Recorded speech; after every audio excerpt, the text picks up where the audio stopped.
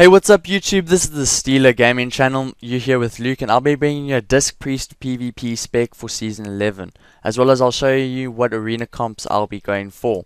Alright, so we're going to go straight into the spec. Over here I've got 2 of 2 improved powered shield because I want nice big bubbles to keep my friends and myself alive, so I'm going to get 2 out of 2 there.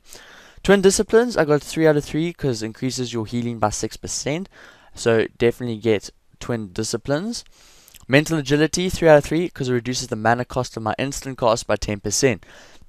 This means that my Powered Shield, Renew, and Prayer Mending use less mana, so I'll be able to use more mana on my longer cost spells, so definitely get 3 out of 3 there.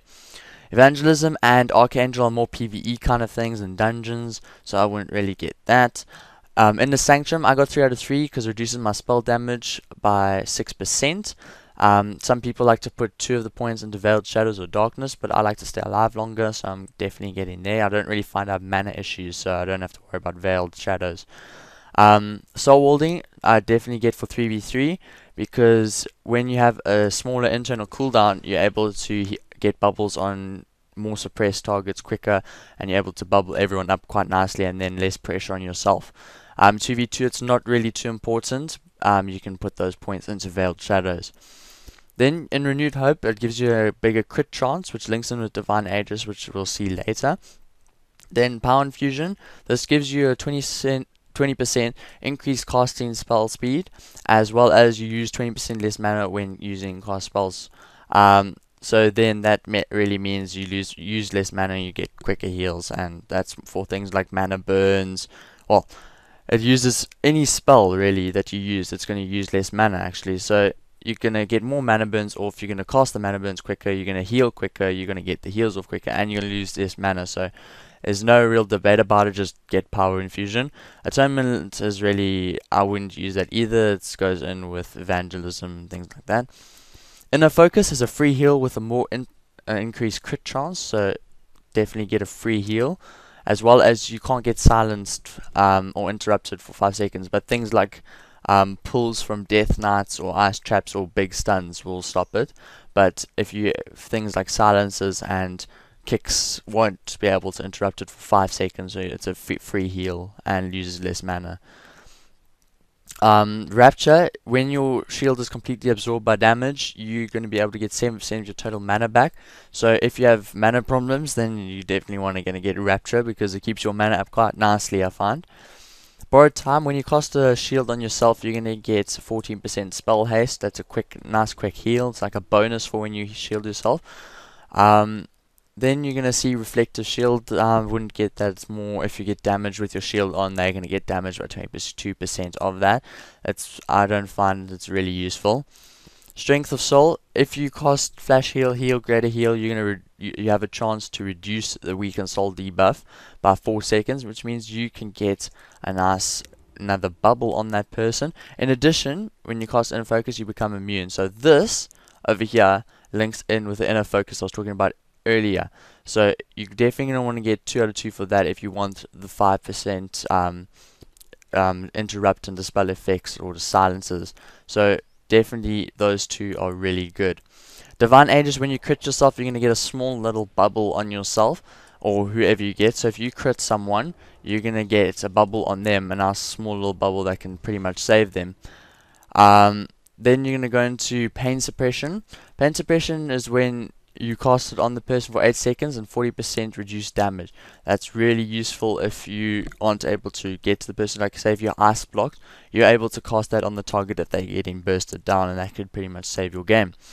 Then on to Train of Thought. This I wouldn't really get that. It's more PvE in my opinion. It's just a waste of points.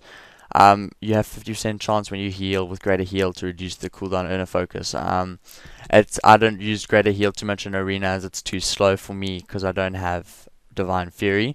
And also you have 50% chance when you use Smite. So I mean, if you really want to, you could go Train of Thought if you use Greater Heal a lot.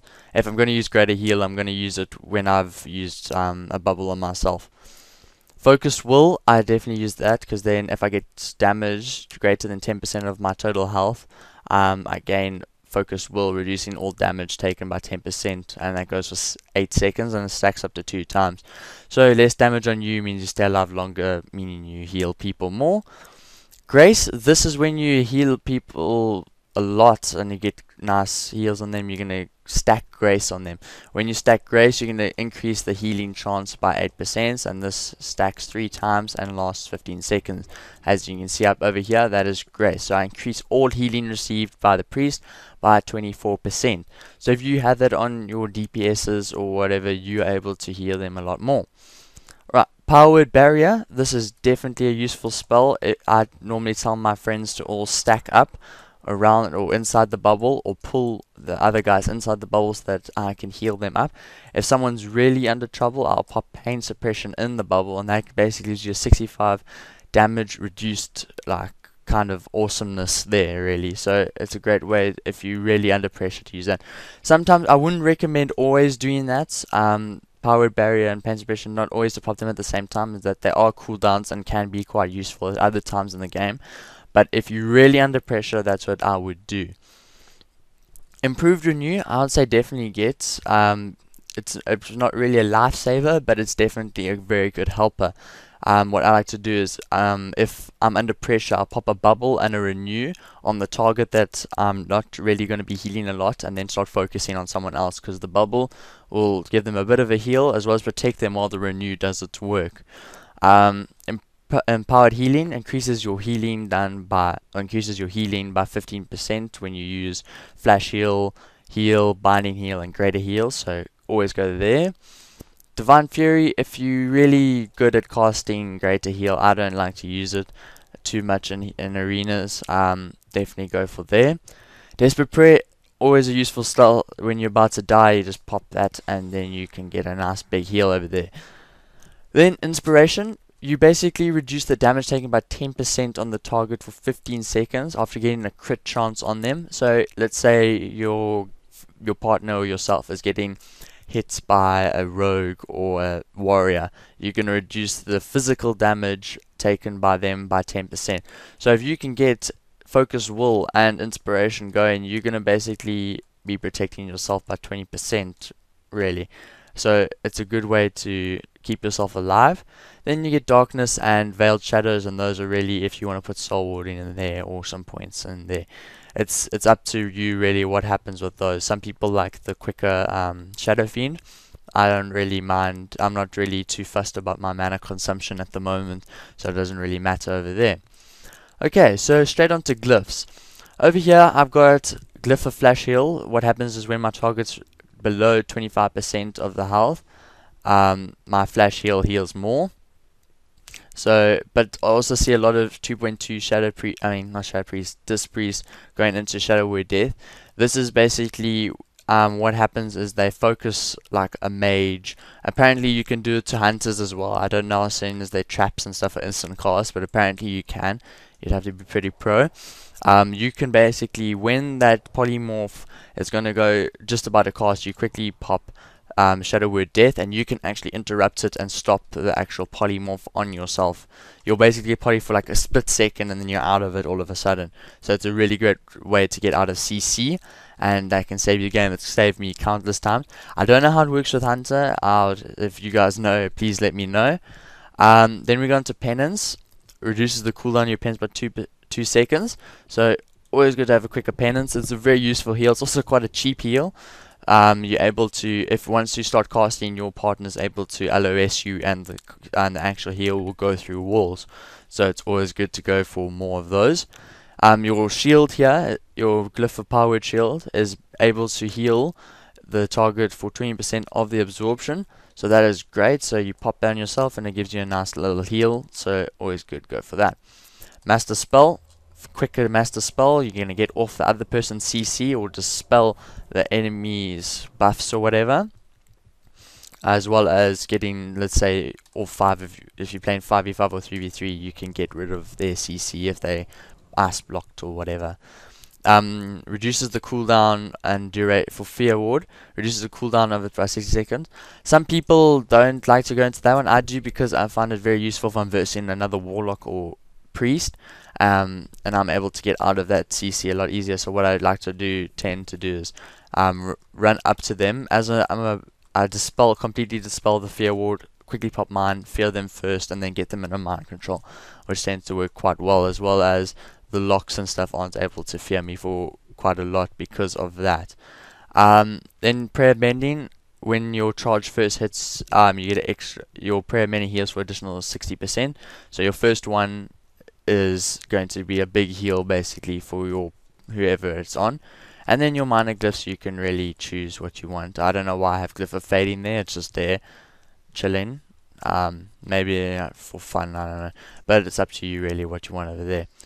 And also you're going to definitely want the glyph of shadow fiend because you want the extra mana. So that one. Alright, so basically that is the specs. We'll quickly go into what arena comps I'll be going. In 2v2, I'm leaving this team over here. I'll be getting a different team. I'm going to go actually for a priest, mage, druid, feral druid. It's here it's quite a good comp, and it's also quite a lot of fun, so I'm definitely going over there. As well as for 2v2, I'm going with a feral druid. It's always a good comp to go for. Priests are pretty diverse. They can go for druids. Rogues, they're okay with 2v2 unless you've got a very good rogue that can get off some nice damage, as well as you're good at CCing to help them out.